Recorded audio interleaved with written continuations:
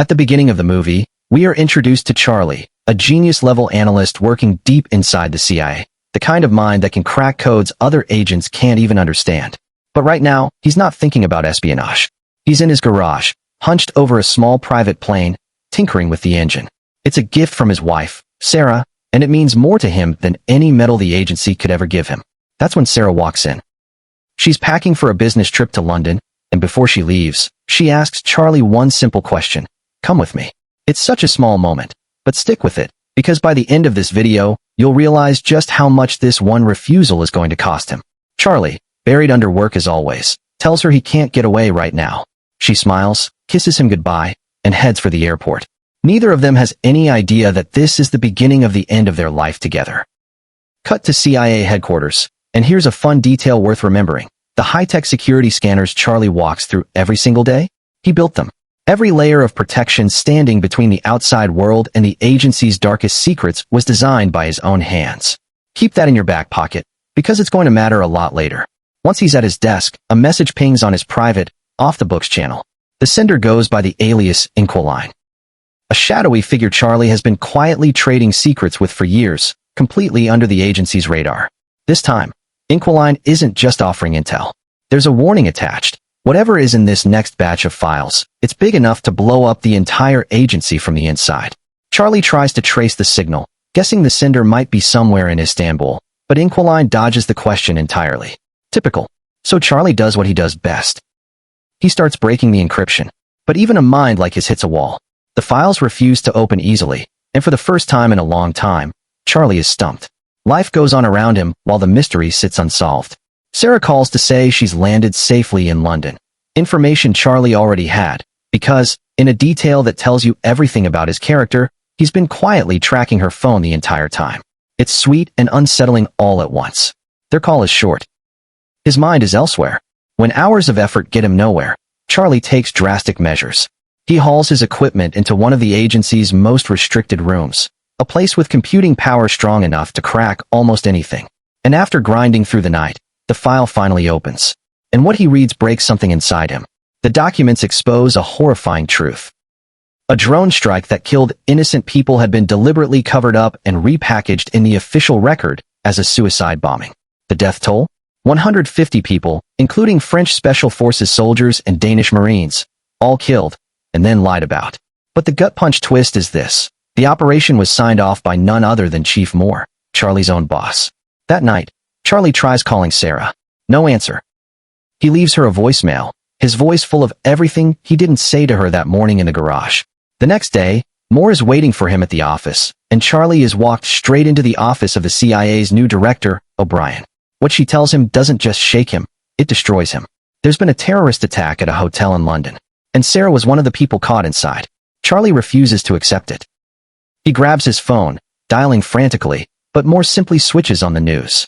Live coverage shows 4 armed attackers storming the hotel, taking hostages, executing 2 of them in cold blood. Then Moore pulls up the hotel's internal security footage. And there, in the chaos, is unmistakable proof Sarah didn't make it out. Charlie goes home a broken man. Outside his house, reporters are swarming, cameras flashing, questions being shouted over each other while police try to hold the crowd back. A friend quietly steps in, shielding Charlie from the chaos and getting him safely inside without another word needed. The very next morning, though, grief turns into suspicion. Charlie corners Moore and his supervisor, Caleb, with a question that's been eating at him all night. How does a city blanketed in surveillance cameras just lose 4 armed terrorists after a getaway through rush hour traffic? It doesn't add up. Moore assures him the investigation is ongoing. Caleb tells him to go home and rest. Neither answer satisfies him. The following day, Charlie is at the airport, collecting Sarah's body and her belongings. Back home, alone with her suitcase, he finds something that stops him cold, a gift she had secretly bought him before she died. It's the moment the grief finally catches up with him completely, and he breaks down. But sitting in an empty house full of memories becomes unbearable, so Charlie does the only thing he knows how to do. He goes back to work. Using restricted agency systems, he illegally hacks into the hotel's surveillance network and every nearby street camera he can access. After an exhausting stretch of digging, he reconstructs the entire attack, minute by minute, and brings his findings straight to his superiors. Here's what he uncovers. The four attackers had stolen a getaway vehicle from across the city and slipped into the hotel through a service entrance, executing the whole operation without leaving a single fingerprint or trace of DNA behind. Professionals. The original plan was a meeting with representatives from an Indonesian firm called Impact Investments, but something in that meeting went sideways, tempers flared, a security guard got involved, and one of the attackers opened fire, killing one guard and wounding another. The gunfire triggered a full hotel lockdown, and with police already being called, the attackers panicked and barricaded themselves in a conference room, taking hostages to buy time for an escape. Sarah, ever the person who puts others first, had been helping co-workers get to safety when she got caught in the terrorists' net, and that one act of selflessness cost her everything. Determined to know exactly who did this, Charlie fires up a powerful facial and voice recognition system, and, after hours of cross-referencing, identifies all four attackers by name. Mishka, a Moscow-based operative. Lawrence, an ex-South African Special Forces soldier turned arms dealer. A hired gun known only as Ho, and Gretchen, a disgraced former intelligence officer. He brings this breakthrough straight to Moore and Caleb, fully expecting shock. Instead, nothing. No surprise. No reaction at all. And that's when it hits Charlie like a freight train. They already knew. This whole time, they'd been sitting on this information. They calmly wave him off, tell him the case is already being handled, and suggest, almost mockingly, that he go talk to a therapist. That's the moment something in Charlie shifts from grief to something colder, sharper, more dangerous. The next day, he plants a tiny hidden chip inside his own ID badge, right past the very security scanners he designed, a system he knows better than anyone alive. Once inside, he prints a stack of classified documents and secretly rigs the printer with a skimmer device, quietly siphoning digital copies of every file that passes through it. That night, we see him sitting alone in a bar, staring at an old jukebox like it holds the answer to everything. It's clear now. Charlie isn't grieving anymore. He's planning. The next morning, he walks into Moore and Caleb's office holding a stack of printed evidence, proof of covered-up strikes on a hospital in Syria and an Allied base in Yemen, operations that killed thousands. And then Charlie drops the bomb. If his demands aren't met, everything goes straight to the CIA director. Oh, and there's a dead man's switch. If he doesn't enter a code every 5 hours, the entire cache of evidence gets blasted out to every major news outlet on the planet. His demands? Full field agent training, forged identity documents, cash, a weapon, and, most importantly, everything the agency knows about Sarah's killers. He walks out, gets in his car, and the pressure of it all catches up with him physically. He's sick right there behind the wheel. Back inside, Moore dismisses it all as an empty bluff. Caleb isn't so sure. His plan is simple and brutal. Humor Charlie, find the dead man's switch quietly, and once it's neutralized, arrange for Charlie to have a very unfortunate accident during his training. Meanwhile, Caleb's team starts digging into how Charlie pulled off the leak in the first place. They zero in on the printer skimmer, tracing his purchase of a magnetic stripe writer from a store, but one detail keeps them stuck. How did he sneak it past the very security system he built? Their search of his house turns up something odd. He'd visited a certain bar twice recently. Inside, hidden underneath the jukebox, they find an ABBA CD. When they play it back, all they get is static, proof that something is encoded on that disc. They seize it for analysis. While all this unfolds, Charlie has already arrived at a secret CIA training compound, where Colonel Henderson takes over his transformation. First stop.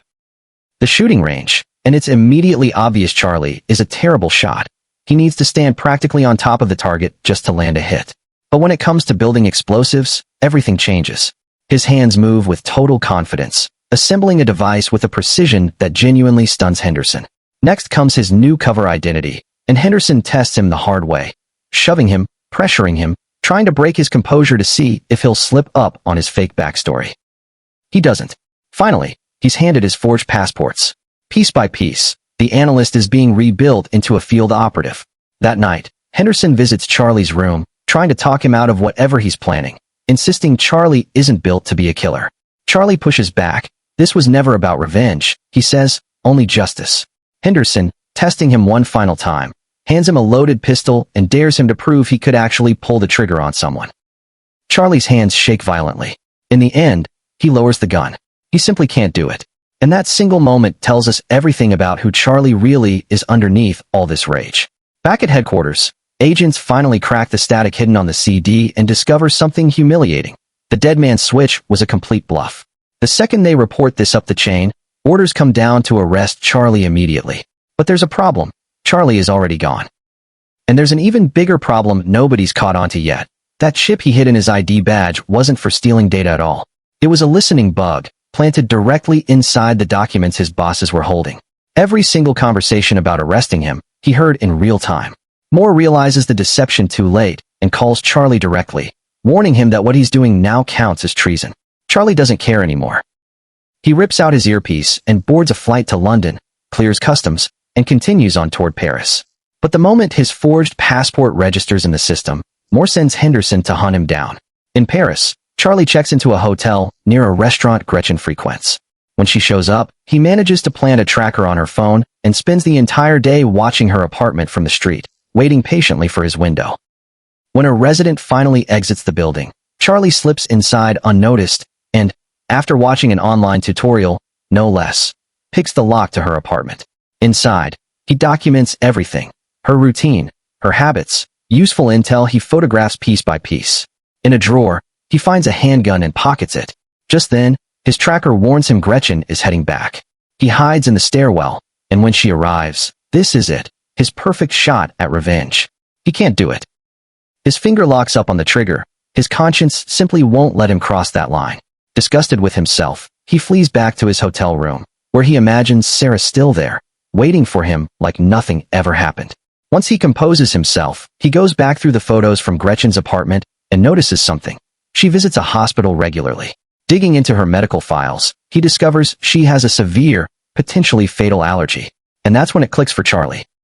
Maybe he doesn't need a bullet to bring down his enemies. The next morning, he buys an armful of flowers, waits in a nearby cafe, and tails Gretchen straight to the hospital.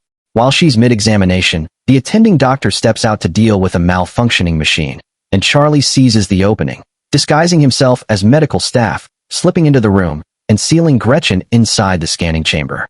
Then he floods it with pollen. Gretchen screams, pounds on the glass, but the door is locked from the inside and nobody outside can get in fast enough. Her allergic reaction spirals rapidly. Charlie tells her plainly, give him Ho's location, and he'll let her out. But by the time she tries to answer, she can barely form words. He finally releases her, and the second she's free, she attacks, slamming him into furniture in a brutal, chaotic fight that tears through the room.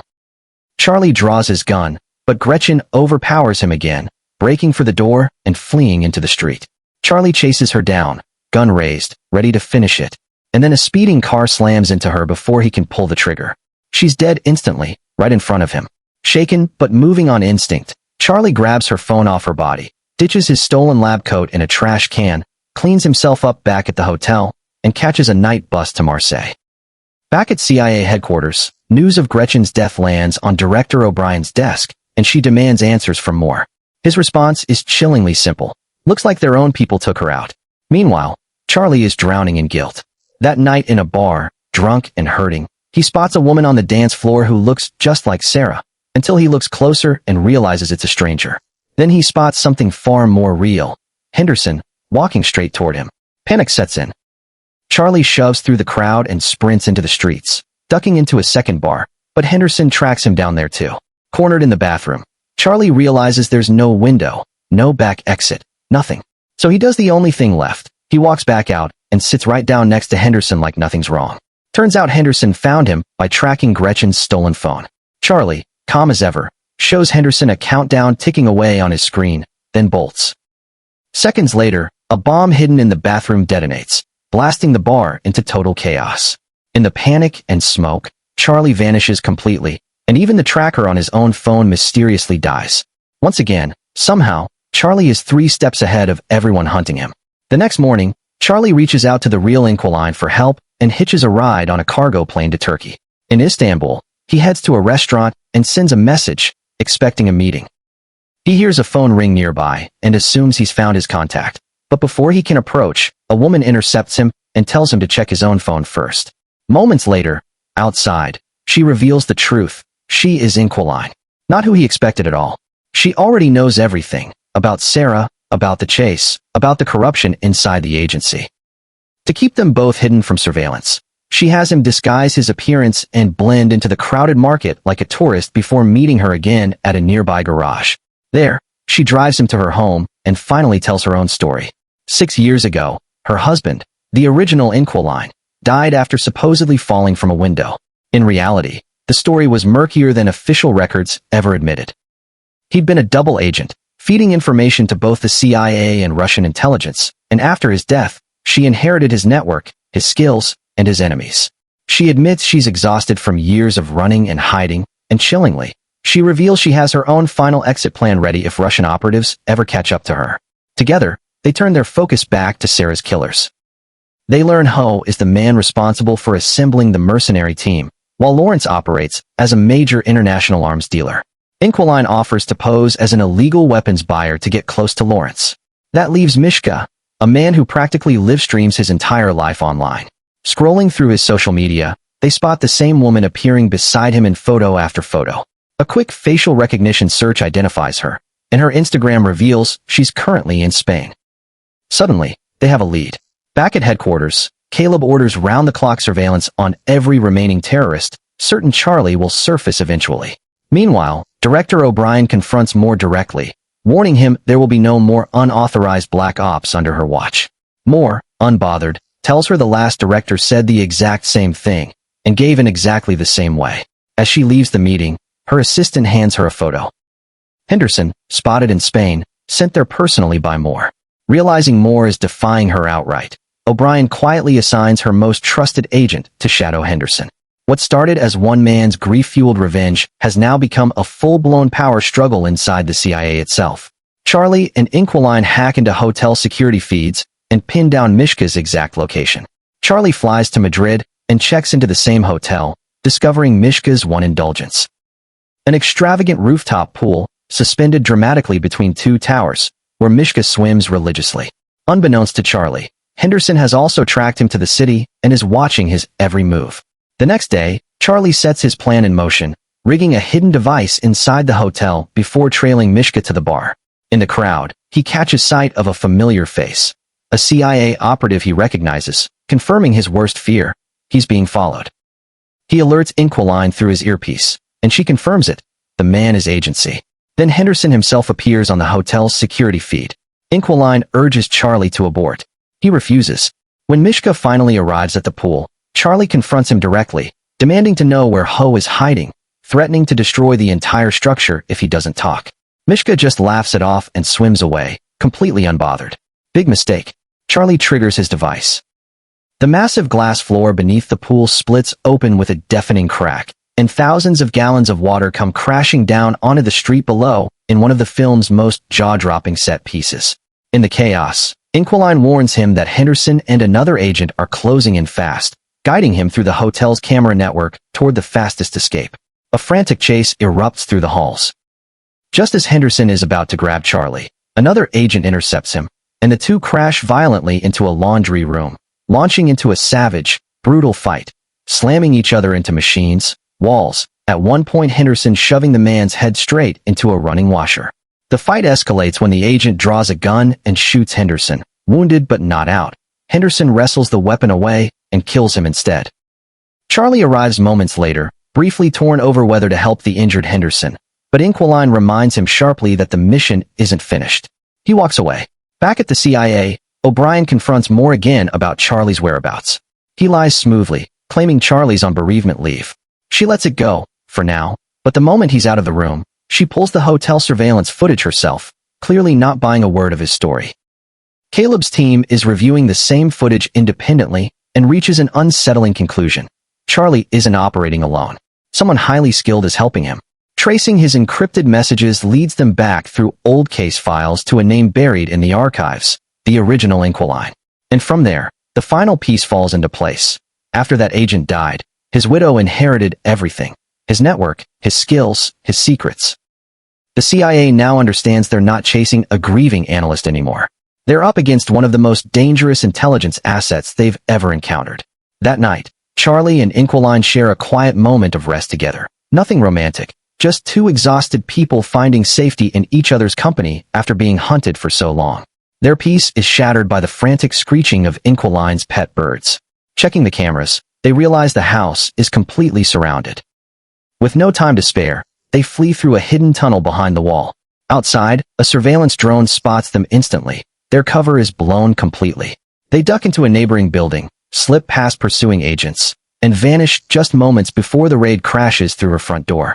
Back inside, Inquiline's system automatically wipes every file, leaving the agents with nothing to find. After a desperate sprint along the coastline, they finally reach her car. But the drone catches up, and armed agents open fire from land and by boat. During the chase, their vehicle takes heavy damage, and worse, Inquiline is hit and badly wounded. With no other option, Charlie takes the wheel himself, cradling her in the passenger seat, driving until he finally shakes the pursuit entirely. He pulls into a quiet garage and says goodbye to her there. The mysterious hacker who once appeared only as a name on a screen had become one of the only people in the world Charlie truly trusted. With renewed purpose, Charlie reaches out to Lawrence, posing as an international arms buyer, and secures a meeting. He buys electronics equipment and heads to Romania, where inside an abandoned building he fabricates a fake video feed of himself and hacks a Berlin security network, completely fooling the CIA into deploying their entire team to the wrong country. When Lawrence shows up for the meeting, all he finds is a ringing phone on an empty chair. Charlie instructs him over the line to open a nearby box, and inside, Lawrence finds it packed with explosives, along with a photo of Sarah. The message lands instantly. Charlie steps out from the shadows, demanding Ho's location in exchange for defusing the bomb. Lawrence caves, revealing Ho operates out in Russian waters, resupplying through a port on the Baltic Sea, and that Ho only communicates through encrypted messages using a code stored on his phone. He tosses the phone to the ground. Charlie scoops it up and walks away, moments before the explosives detonate behind him, killing Lawrence instantly. When news of Lawrence's death reaches CIA headquarters, they finally realize their entire Berlin operation was based on a fabricated decoy. Meanwhile, in a quiet Russian hotel room, Charlie finally opens the gift Sarah had hidden in her suitcase, a small puzzle box. Solving it, he discovers a heartfelt message she'd left inside for him, and it's exactly the emotional fuel he needs to keep pushing forward.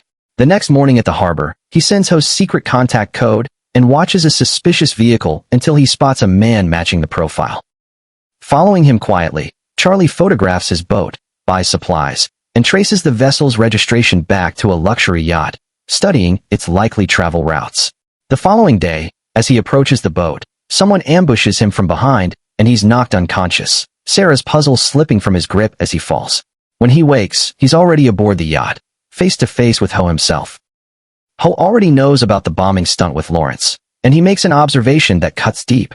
Charlie has never actually killed anyone with his own hands, only orchestrated situations that led to deaths.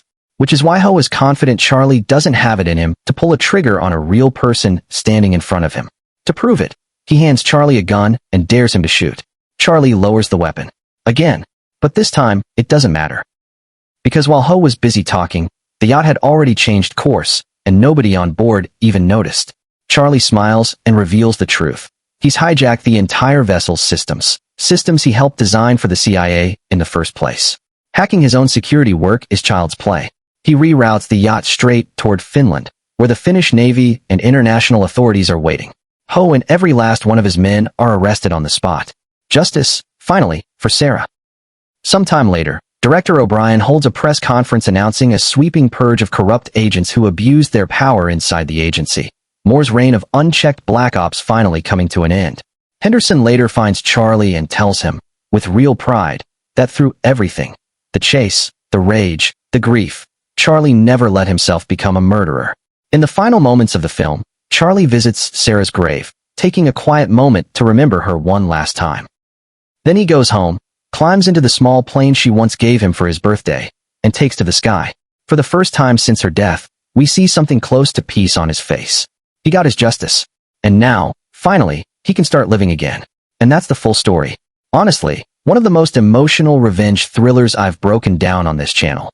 A story about grief turning into obsession, and a man who refused to let it turn him into a monster.